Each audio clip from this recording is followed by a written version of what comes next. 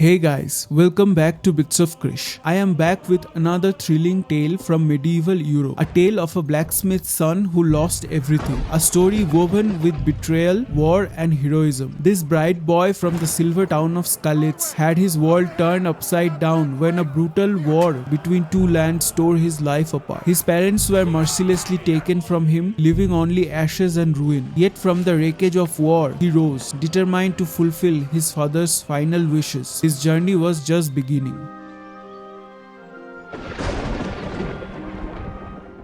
It was a tumultuous time. Foreign enemies ravaged the heart of Bohemia. Chaos reigned as King Wenceslas IV was taken captive by King Sigismund of Hungary. The land was plunged into disorder and crime. Nomads and ruthless bandits pillaged the helpless villages, leaving nothing but despair in their wake. Amidst the darkness, only a handful of loyalists dared to stand by the rightful king. Among them was Sir Hans Capon of Parkstein, carrying with him a crucial letter from Sir Hanush of Lipa. This message was destined for Sir Otto von Burgo, the ruler of these troubled lands. As Hans Capon and his convoy approached Trotsky, they were halted by von Burgo's men. Hans, calm and diplomatic, sought reasons over violence. But Thomas, the relentless captain at Trotsky, left no stone unturned in his interrogation. Hans Capon struggled to convince him of the urgency of the message. Just when tension was about to boil over, our hero emerged. Henry, the bright lad from the Skalitz, now a proud member of Lipa's convoy and a loyal bodyguard of Sir Hans Capon. They would catch the roaming bandits as a gesture of goodwill, securing their passage to the king where all would be explained. Thomas, finally persuaded by Henry's silver tongue and noble offer, agreed. The plan was set. However, there was one condition. The king would not see anyone after dark. They had to wait until dawn. With no nearby inns, the group had no choice but to camp by the tranquil lake. But this peaceful night was about to take a dark turn. After a brief sword practice, Hans Capon decided to take a dip in the cool waters to freshen up before meeting the king. As he and Henry relaxed by the lakeside, they heard the unmistakable sound of laughter, girls giggling and chirping from the opposite shore. A group of young ladies were bathing, unaware of the eyes watching them. A mischievous Hans Capon, blushing with excitement, couldn't resist sneaking a peek. Henry, ever the gentleman, was reluctant but followed, knowing he had to keep Hans out of trouble. Creeping silently through grass and hedges, they moved closer to where the water was shallow. Pebbles were thrown in jest to distract one girl washing clothes nearby. Their playful mischief, however, was about to turn deadly. The laughter quickly turned to screams. From the shadows emerged danger, bandits, ruthless and bloodthirsty. The notorious bloodhounds descended upon the unsuspecting girls and Hans Capon's entire convoy. It was a massacre. One by one, the convoy fell. Hans Capon and Henry, unarmed and vulnerable, were helpless. Hans, gripped by fear, refused to confront the attackers. But Henry, ever chivalrous, ever brave, could not stand idly by. When one of the girls was cornered and pleading for mercy, he could no longer hide. With courage burning in his heart, Henry stepped forward and roared, "Enough of this nonsense." But his defiance did not go unanswered. The bandits, furious at his interruption, turned their gaze upon him. The chase had begun. Henry and Hans Capon swam across the river. Arrows whistled through the air, narrowly missing them. Somehow, against all odds, they managed to survive. But Henry wasn't so lucky. An arrow struck him in the back, leaving a deep wound. He was bleeding profusely. The bandits were still scouring the dense jungle, searching for them. Moving cautiously, they snuck past their pursuers and found shelter among the jagged rocks. Hidden within the rocky outcrop, they stumbled upon an escape route where they could no longer be tracked. But just as they were about to slip away, freedom almost in sight, a bandit ambushed them. Henry, gathering every ounce of strength, courageously blocked the attack and snatched up a sword. A brutal fight to the death ensued.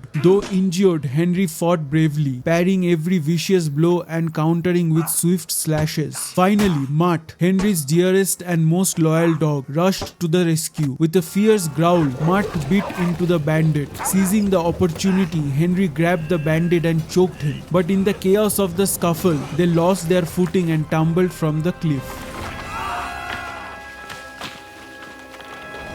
The next thing Henry remembered was Hans kept on rescuing him. His cautiousness flickered, fainting again and again, having lost a great deal of blood. Visions from the past haunted him. Memories of his father, the terrifying night his parents were attacked, and his narrow escape from death. He recalled the horror of Skalitz and the irony of carrying a peace treaty meant for the king, the very monarch who once slaughtered his village. In his delirium, Henry muttered incoherently. Death seemed inevitable until they spotted a hut. A kind old lady took them in, saving their lives. The old woman, Bozena, tended to Henry's wounds with care. She patched him up so well that before long Henry could walk again. After eating a hearty stew from the cooking pot, he felt significantly better. However, Hans Capon remained in bad shape. Bozena explained that the slimy bandits had returned the previous night and Hans had bravely fought them off. Henry felt ashamed and disappointed.